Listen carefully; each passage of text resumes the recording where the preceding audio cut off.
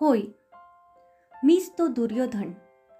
तुमच्या मते दुर्गुणांचा जिवंत पुतळा. माझ्या डोळ्यात जगाला दग्ध करणारा महाभयानक अग्नी आहे, असा अनेकांचा गैरसमज होता. ज्या कृतीला जग एकदा सद्गुण म्हणतं, त्याच कृतीला दुसऱ्या वेळी ते दुर्गुण म्हणतं.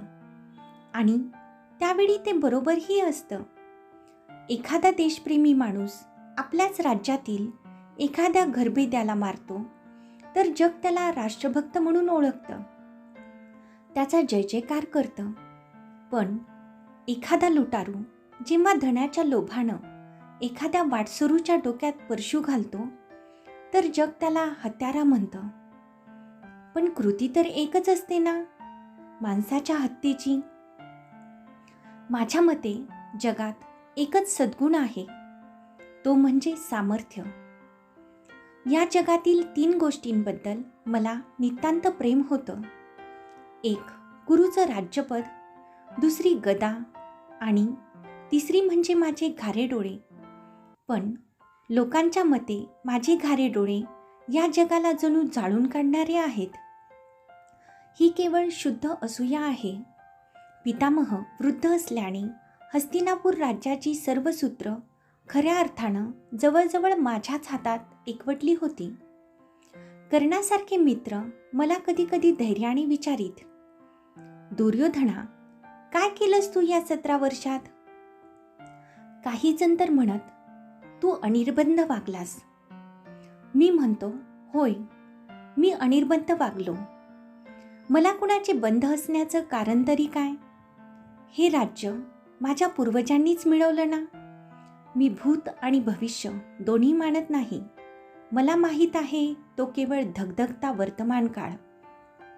आणि या वर्तमान काळात विरोधक म्हणून पांडवांची जी एक दुरस्थ भीती होती, ती कर्णाच्या मदतीने मी कमी केली होती. सारथ्याच्या अंगी एवढा पराक्रम कसा असेल? सूर्यासारखा तेजस्वी कर्ण उच्च कुलातला राजकुमारच असेल. तो मला आपला जिवलग मित्र मानतो. पण वेड्या कर्णा, या दुर्योधनाला पुरता ओळखायला तुला स्वतःच्या अंतापर्यंत वाट पाहावी लागेल. तू आज माझ्या मुठीत आहेस. एका सारथ्याला एका स्वतंत्र देशाचा राजा केलं, हीच माझी पुण्याई. आज तरी तू या दुर्योधनाच्या गोठ्यात बांधलेली एक निरुपद्रवी गाय आहेस. गरीब गाय आपल्या धण्यावर कधीच शिंग उगारीत नसते. त्या पांडवांचा काटा काढण्यासाठी मला तुझा उपयोग होणार आहे. महाराज पांडूंचे पुत्र आहेत असे ते वारंवार जगाला ओरडून सांगतात. पण किंदम ऋषींच्या शापामुळे महाराजांनी हस्तिनापूर सोडलं. हे ज्यांना माहीत असेल ते सुज्ञ लोक तरी निश्चित मान्य करतील की पांडव हे महाराज पांडूंचे पुत्र असू शकत नाही. फार फार तर ते कौंतेय आणि माद्रेय असू शकतात. तसं असेल तर त्यांनी स्वतःच्या राज्याच्या प्राप्तीसाठी मथुरेला जाऊन श्रीकृष्णाबरोबर भांडावं, किंवा मद्र देशाला जाऊन तेथे शल्याशी भांडावं. इथे हस्तिनापुरात कोणत्या अधिकारानं ते तोंड खुपसत आहेत? गुरुद्रोण आमचे राजगुरू असताना युद्धशाळेत गायीच्या मागून जसं वासरू फिरतं, तसं गुरुद्रोणांच्या मागून फिरणारा अर्जुन मी पाहिला आहे. नगराबाहेरच्या तळ्यात नेऊन माझ्या 4-4 भावांना पाण्याखाली बुडवून अर्धमेलं करून सोडणारा रानगट भीम मी पाहिला आहे. नको तिथं तोंड खुपसून सर्वांनाच उपदेशाचे घोट पाजणारा युधिष्ठिर मी पाहिला आहे. हे सर्व पाहत असताना मला काय वाटलं असेल याचा कुणीतरी आणि कधीतरी विचार केला आहे काय? जिथे तिथे पांडव, पांडव म्हणजे काय देव आहेत?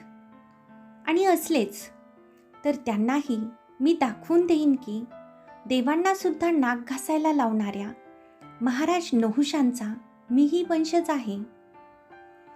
पांडवांना सरळ सरळ नष्ट करणे कधीही शक्य नव्हतं. एक मनाने एकत्र आलेले 5 मस्त खोंड एखाद्या सामर्थ्यशाली वनराजालाही सहज लोळवू शकतात. म्हणूनच मी त्यांना कपटाने मारण्याचं ठरवलं होतं.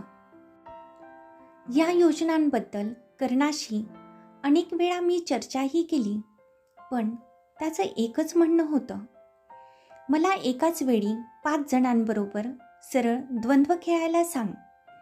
मी त्यांना केळीचा गाभा पिसतात तसे उभे पिचून काढीन, पण कोणत्याही कपटानं मी काहीही करणार नाही. पण निर्वाणीचं प्रभावी अस्त्र म्हणूनच मी कर्णाला वापरणार आहे, कारण तो जरी पराक्रमी असला तरी दयाळू आणि सरळ मनाचा आहे. जोपर्यंत कर्ण जिवंत आहे तोपर्यंत हा दुर्योधन अजिंक्य आहे, आणि म्हणूनच कर्णाचा संबंधही येणार नाही असा वेगळाच मार्ग मी अवलंबायचा आज ठरवलं आहे. महामंत्री कनकांच्या साह्याने महाराज धृतराष्ट्रांना पटवून दिलं आहे की ज्यांना तुम्ही आपल्या बंधूंची मुलं मानत आहात ते पांडव त्यांच्या बंधूंचे पुत्र नाहीत. शत्रू जरी लहान असला तरी त्याची गय करू नये, या एकाच हेतूने पांडवांना वारणावतच्या अरण्यामध्ये जिवंत जाळण्याची कल्पना माझ्या मनात घोळू लागली आहे. पांडवांचं पाप पचविण्याचं सामर्थ्य अग्नीशिवाय अन्य कुणात असणार?